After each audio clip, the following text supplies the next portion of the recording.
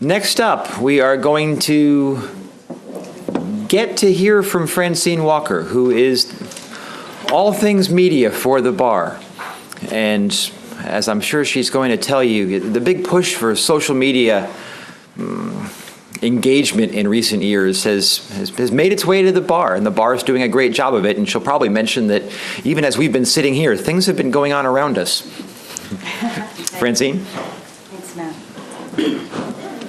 Thank you for the opportunity to speak with you all this afternoon, and thank you in advance for the assistance you will provide to my department and to the Florida Bar in terms of providing information to the media, to reporters who call my office and ask to speak with someone who can provide background information, who can explain a legal issue or problem, and if in fact your section has an issue or a matter that you are advocating, either in the legislature or otherwise, an opportunity for us to refer calls to you for comment on behalf of your section.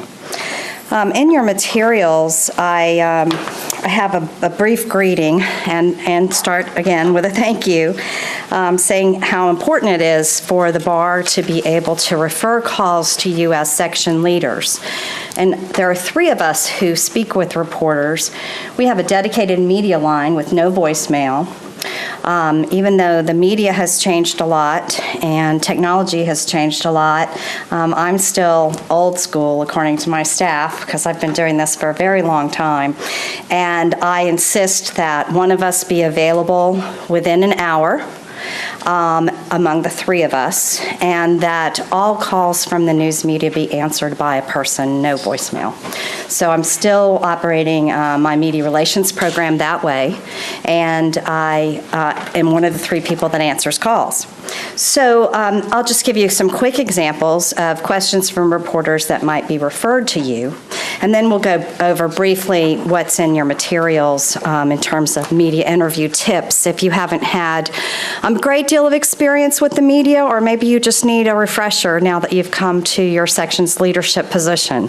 I recognize some of you all probably are very media savvy, but it never hurts to have a refresher on dealing with reporters. They're sort of a different breed. I myself have a journalism degree, so I went to school with the reporters, but I've always practiced public relations. So we get calls, again, on issues that are being advocated. There can tend to be, I'm sure Paul Hill talked about this morning, some confusion among reporters even, and the public as to whether the bar has taken a legislative advocacy position on something, the whole bar, or just a section.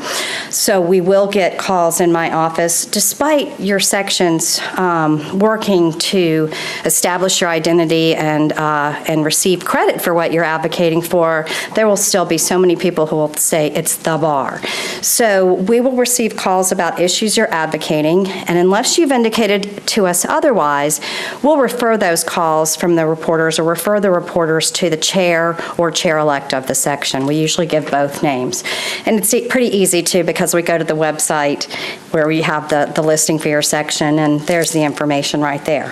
One thing that I say when we get general calls about all sorts of issues and all sorts of legal problems and topics, I'll refer with great comfort to section chairs and vice chairs, chairs-elect, saying to the reporter, if this person can't answer your question, they'll know who can. So I've identified you and referred to you as a leader in your area of law and someone who would know someone else in the section, someone who's a committee chair perhaps, who might be able to provide information on background or information that would supplement a story. We ask, of course, only that you make sure to identify yourself if you're speaking on behalf of the section. And you should also, if you're just speaking on behalf of yourself as an attorney in practice with this level of experience in the particular issue, that you explain that that's the perspective you're speaking from as well. Anytime a reporter calls and you have any problems or any issues with a reporter, I absolutely invite you to contact me. And Even if you want to contact me and just chat a few minutes before you speak to a reporter, that's fine too. I did give you on it's page X1 my direct line at work, and I also gave you my cell phone number, so feel free to be in touch with me if you think I can help you prepare. On pages 2 and 3 in that same section, I have the media interview tips, and I won't go over them all with you, but just maybe a couple of highlights if you haven't worked with reporters very often or, as I said, need a refresher. When a reporter calls, if your assistant is taking the message for you, or even if you are directly contacted, make sure you answer these 4 questions. Who's the reporter? And what's the publication like? When and where will the story appear? What's the angle? Who else is being interviewed? What's the reporter's deadline? What's the callback number? That's really 4 categories of questions that you should ask, more than 4 questions. But make sure that you know and understand what the reporter's doing, if as much as possible. It's always important to ask who else is being interviewed so you know how to deal with the questions and the answers from the perspective of the issue, managing the issue. I gave you just some during the issue types of tips. Again, don't ever repeat negative language. Frame your replies as positive statements. I can grab that one out really quickly. I also would say another very important one is to be prepared and unrushed. Feel free to tell the reporter when they call, I'll need to call you back on this. When can I call you back? Can I call you back in 30 minutes? Can I call you back in 2 hours? And hang up and give it some thought and make some notes. A lot of people feel really cornered by reporters, and I'm trying to convince you not to feel that way by giving yourself an opportunity to prepare and putting together talking points that you're comfortable with. Now, different PR people will have different advice on whether you should stay on the record or off the record. My advice is there is no off the record. I don't advise ever to go off the record with any reporter for any reason in any circumstance. It's just my conservative and practice advice. However, you can give reporters information on background, not information that they shouldn't report, but information that will help them understand the issue. So you could say, for instance, well, I haven't done this myself, but anecdotally I can tell you I've heard other lawyers have experienced this, or other clients have experienced that. Background, help educate the reporter so the reporter can educate the readers, but don't go off the record. I've given you some on-camera tips as well. If you have a television reporter who comes to interview you, the basics are all there. What to wear if you have time to prepare, how to speak, simple things like offering a business card. So you make sure they get your name spelled correctly for the character generation, the caption, and they know how to get back in touch with you if they have questions. So if you just follow those simple tips, I think it will help you be more prepared and more comfortable with media interviews. I also think it's important just to talk for a few minutes about follow-up, and I do highlight it even though it's the last item on the page of my interview tips. It could be the first because I think it's so very important to follow up with reporters and either let them know they've done a good job, they reported correctly or factually, or they didn't do a very good job and can we talk about this again. As far as other general tips go, to establish relationships with reporters and be able to continue to provide them with information as a great source. There are some folks who have experienced some follow-up that has been unpleasant, perhaps a bad headline, some quotes that are not quite correct. One of the things that you can do to try to prevent that, and I want to credit Michael Gelfand with this because he and I have worked together quite a bit on foreclosure issues, and that is when you're speaking with a reporter, ask them to repeat back to you your quote, what you've said. what they're going to use. Make sure, not in distrust, but in the opportunity to clarify and make sure that the reporters got what they need to know and they understand the issue and what you've been given, the information that you've given to them. That section of the media interview tips in your handbook is followed by the standing board policies of the Florida Bar with regard to communications.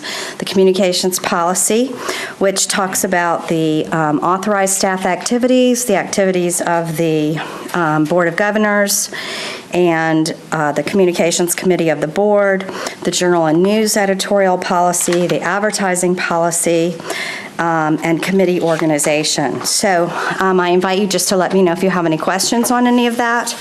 The president of the Florida Bar is the spokesperson for the Florida Bar, unless the president has indicated that someone else should speak on behalf of the bar.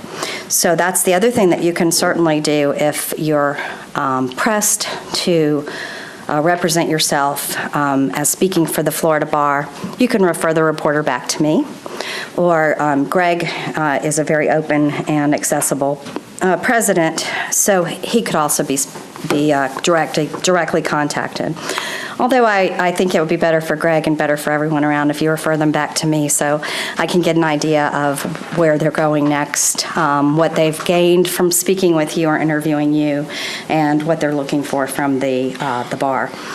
Importance is not spin. The importance is to manage messages, to make sure that we're being consistent in our messaging, to be sure that the reporters are speaking with the most qualified and best individuals on a matter or subject, and to be in media relations for the long haul, not just this interview on this particular day, but an ongoing relationship with the media and the bar, representing all of our members and providing the best information and the best background information we can on issues to educate the public, because that's what it's all about. I'm going to go ahead and talk also about the website, the new website, and social media. But before I do that, are there any questions about media? Talking to reporters, having calls referred to you by our department?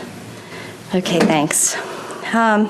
Regarding the website, when I got back this morning after Bill Van Nortwick asked a question about sharing content on the Big Bar website, I emailed all of you and gave you some ideas. In fact, I emailed you twice, because after I sent you 10 ideas for places that you can use on your homepage of your section website that might be great for your members, I thought of 5 more, so I had to get over it at that point, or I'd keep going all day. But I sent you some links. I think these are some of the things that you can promote to your members, your section members, is come to our section website. We've got tech tips right on the homepage.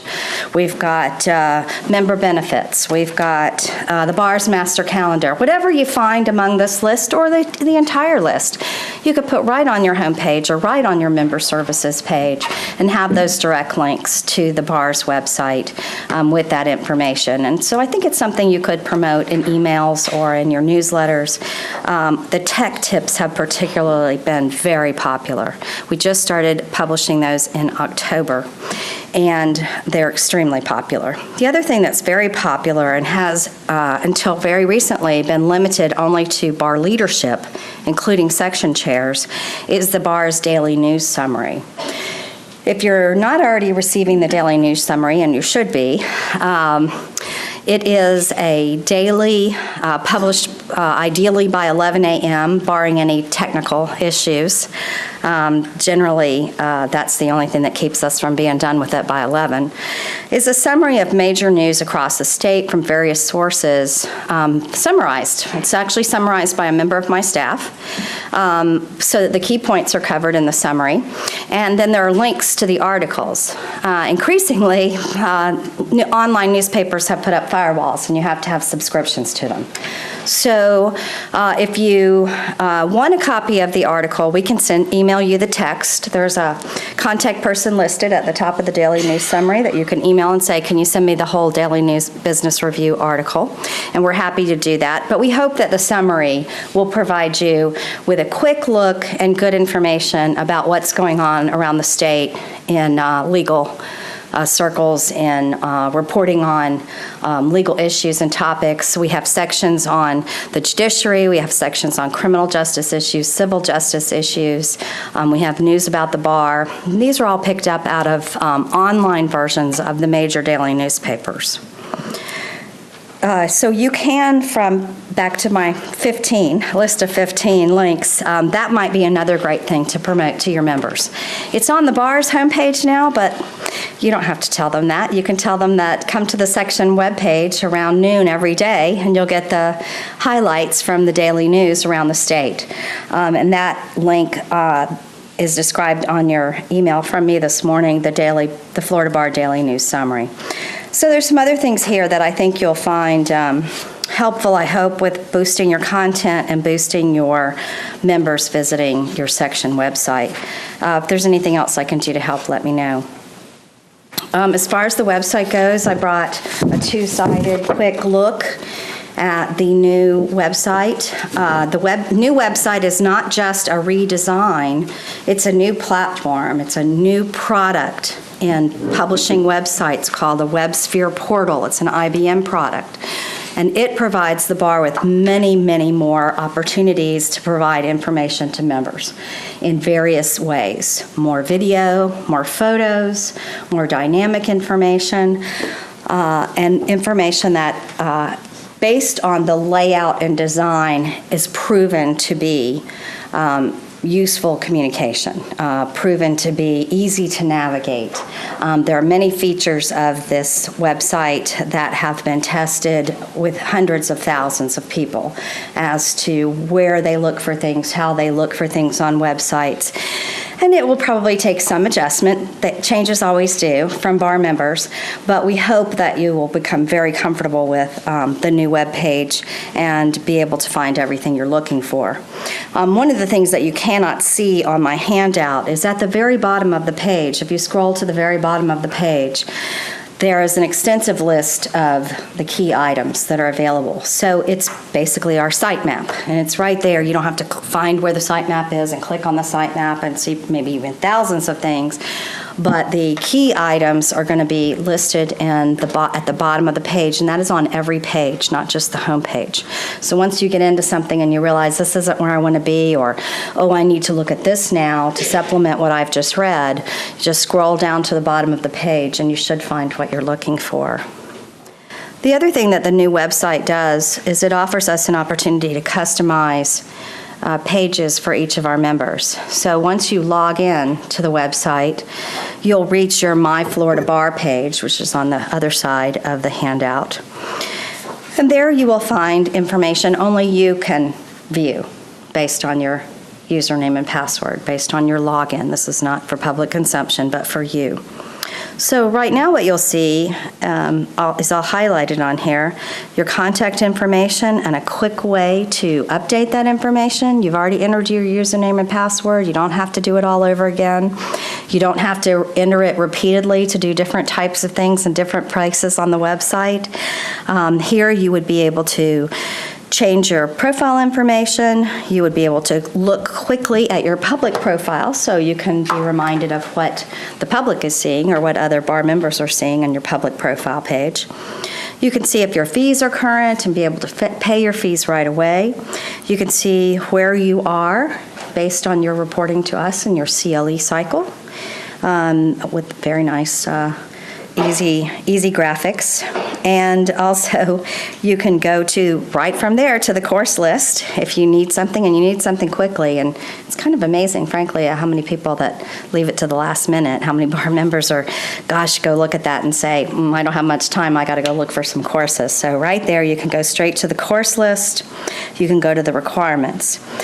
You'll be able to, you can see as an entire piece on your sections. So all the members of your sections will have your section listed, and that will be a link as well. The committees, bar committees are there, and board certification information is there. This website is a lot more flexible and easier to update than previous generations of websites. So we will be changing the information as it's needed by members, and it will be dynamic and it will be timely. So I encourage you all to go, if you haven't already, and log in and take a look at your page, see where you are. Use it continuously when you're checking on your bar information, and please give us any feedback that you have on it. Otherwise, I hope that most of the information that you're seeing on the website is going to be clear and self-explanatory. We still have the quick search on the homepage for Find a Lawyer, because that is by far the most popular feature used on our website. Lawyers even looking for other lawyers, not just the public. And we've got some quick links, some good graphics, some opportunities just to get to the information that you need based on how much that information is being accessed by other bar members. So that's the new website. Any questions about that or any comments? Thank you. Okay. So social media. Also in the email that I sent to you this morning. Oh, I'm sorry. Yes, I'm sorry. You know what? Stand up and wave your arms because I forgot my glasses. Or Jeremy, you wave your arms. Hello, I'm Emily Graham from Entertainment, Arts, and Sports Law. And, I keep forgetting this microphone doesn't actually amplify. Yeah. I'm Emily Graham from the Entertainment, Arts, and Sports Law section. And we have an out-of-state committee this year. And my chair of the out-of-state committee asked me if there's a way to search for section members in various locations. Because I know you can go online and search for your section members, but can you search within that? I'm not sure about that. The section lists and the search features are driven by our database, our membership database, but it's something that I will look into, and I'll get back with you. Emily Graham? Great. I'll get back with you, or I'll send you all an email since I've got your numbers. I got your addresses. But I think that the search feature we are definitely working on expanding. We've had a lot of great suggestions for ways to look for members, and that's something, if we don't already offer it, that we'll absolutely put on the list to look into. Any other questions about the website? Okay, I'll go on to social media. So in my email to you all this morning, I also gave you the link to the bar's social media page and a couple of screenshots of what we have there. And I want to call to your attention particularly that the social media policy, which was just revised and approved in March by the Communications Committee of the Board, is posted there for your review. I'll go over just a couple of points in that policy, but if you're familiar with our first social media policy, I can tell you this one is much less restrictive. We entered into this tiptoeing, testing the waters, not so sure that social media was the place to be for a professional organization, and if it was the place to be for a professional organization, what kinds of content we should be providing. So we didn't jump on that bandwagon when it came around a few years ago. We really studied, watched, looked at what other bars are doing, both voluntary bars and mandatory bars around the country, and feel that we really reached a point to get to best practices, and created at that point a strategy for the Florida Bar, for the overall organization, to participate in social media.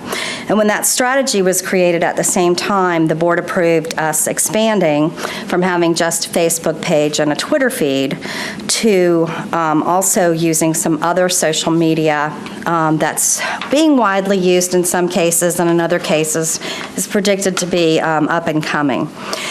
So the bar did approve the use of LinkedIn, and the board absolutely, the Communications Committee fully encourages sections to use LinkedIn.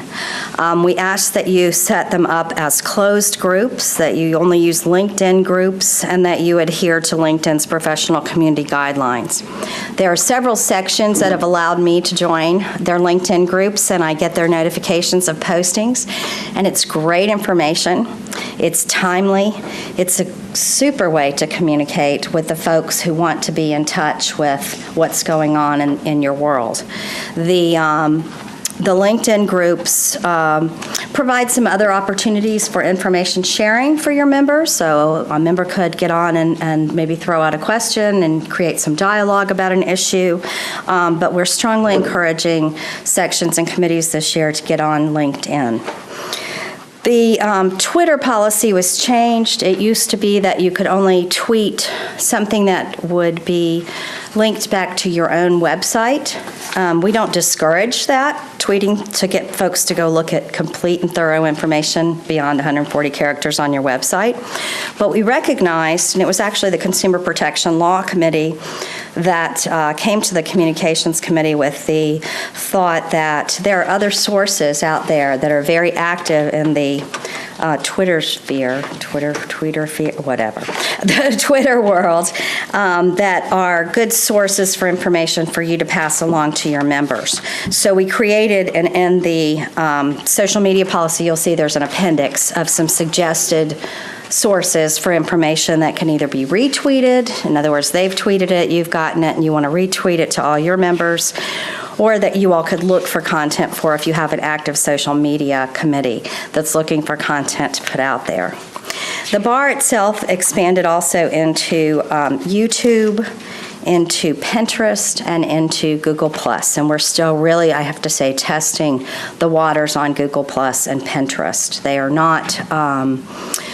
are not what you might expect a bar association or a bar to be using, perhaps. Google Plus is limited because it's limited to the Google world, but it's coming around. So we wanted to make sure we would be there when the interest comes. YouTube, we've just found, is a very convenient and great place to post videos and link to them. It takes a lot of stress and space off of our own servers, and also offers the opportunity to be found in a search about information, about legal information, et cetera. Now, the use for sections and committees right now of Google+, Pinterest, and YouTube is by approval by the Communications Committee. We want to make sure, just like we went through a good study and vetting process, that we provide you all with that information and help you get set up to use those social media outlets based on our experience and based on the best practices we're developing. And the Communications Committee really wants to make sure, more than anything, that we are intercommunicating, that the Florida Bar Facebook page reposts things from the YLD Facebook page and from voluntary bar Facebook pages and from section Facebook pages, that we're cross-promoting and that we're sharing information. So we want to know what you're doing so that we can get on that bandwagon and share that information to the full membership that you all are publishing in your social media. Of course, for social media use, the Florida Bar has very stringent public records obligations. We do provide sections via their administrator with software to archive all of your social media use and information should there be a public records request. It's a very simple software program. It interfaces with your social media platforms, and with a very simple process will produce reports that are needed if public records requests are pending. And someone says, I want to see everything that the government law section put on its Facebook page for the last year, or I want to see everything that they put on their Facebook page that has to do with XYZ. We've got that ability. We found a good product. We're all using the same product, and then we're purchasing it. The bar pays for it for all bar entities. There's no cost to you, but we do require that be used so that we can meet our public records obligations. We're doing really well on Facebook. In fact, when I was first here this morning and taking some pics, and Greg called on me to talk about the website or answer a question, I was taking some photos, went back and posted them on Facebook. So if you're not already following the Florida Bar's Facebook page, please like us and look for some pictures on there from some of your presentations today and some of the information that has been provided to you. The bar finds social media to be yet another way to communicate with our members. It's not the end-all be-all. It's not the only place we're going to be. We're going to be consistent in our messages, and we're going to share our messages across various platforms. But we're trying to do it in a very specific way with a strategy that if you're really only interested in certain types of issues or certain things, you have the social media outlet to go to. So if your section members really don't care about Florida Bar activities, last week we had voluntary bar leadership conference photos posted. We do a section called Legal Links every day that has national news that we pull in, but many of your section members may just want information about your own area of practice and what you all have to share. So we really encourage you to use social media and to let us know if you have any questions, any issues, or need any assistance. I now have, thanks to the Communications Committee and its efforts to make sure that we work very hard to prepare to be visible in the social media world, we have a specialist on my staff. So he's familiar with all types of platforms, with setting them up, with posting to them, with their uses, with their strengths and weaknesses. So I hope you'll contact me if I can get him to help you, our specialist, to help you with your social media. I think that's it. There were my 3 areas to cover, and again, thank you for your time. Gordon? Cool question. Yeah.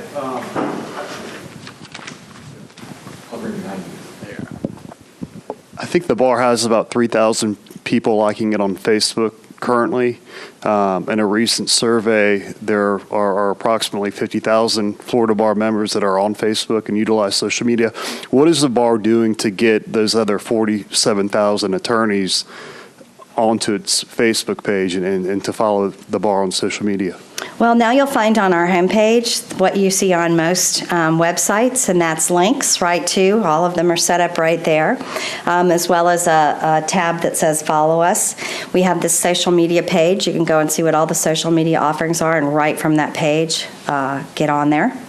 We've been boosting posts. We've spent a very minimal amount of money, frankly, particularly with Facebook, boosting posts so that those posts that we've identified target audiences for, so obviously our target audience is people in the legal profession, lawyers, anyone who has a legal interest, or obviously Facebook has identified them as a legal provider or user, that those posts get boosted, and it gives thousands of additional individuals besides our followers the opportunity to see what we're posting and then to like our page. So we're relying pretty heavily on really just those 2 things, on making social media more visible in the Bar News and Bar Journal, on the Facebook, on the homepage, by cross-promoting, and by boosting posts to try to get some additional exposure. The membership opinion survey indicated that while there are a lot of bar members that are using Facebook, they're using it primarily personally instead of professionally. And they are, if we pose the question in the membership opinion survey, if we offered all this social media, would you be likely to partake of it? And the percentage of the response was pretty low, but we thought we'll work on that percentage.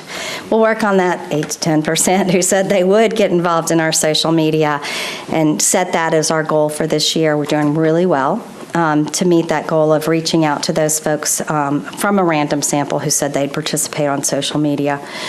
I think that really the challenge with social media is going to be, as we continue, educating our members more about social media. There's still a lot of members If there's 50,000 that don't use social media, there's 48,900 who don't. So in fact, we're going to be asking, I know the Communications Committee of the Board is going to be asking the YLD to help us with that, to help educate members about how to use social media. What is social media? Why would you want to use social media? What is the bar doing on its social media? So we're looking at this year, this bar year, introducing some quick, easy, webcast, online taped, informational sessions on using social media. The other thing that we're doing is to try to help you all and the committees use LinkedIn. We're going to be providing free LinkedIn training sessions at the meetings in October and January, and certainly next year's annual convention. These sessions will be 2 hours. They'll be hands-on, bring your device. And the first ones coming up in October will be specific to LinkedIn. So we're going to be offering those not just to committee chairs and committee members and section chairs and members, but to anyone who may be interested, so we can further educate our membership about social media. If you have any other suggestions, I'll be very happy to talk to you about those. Francine, thanks very much.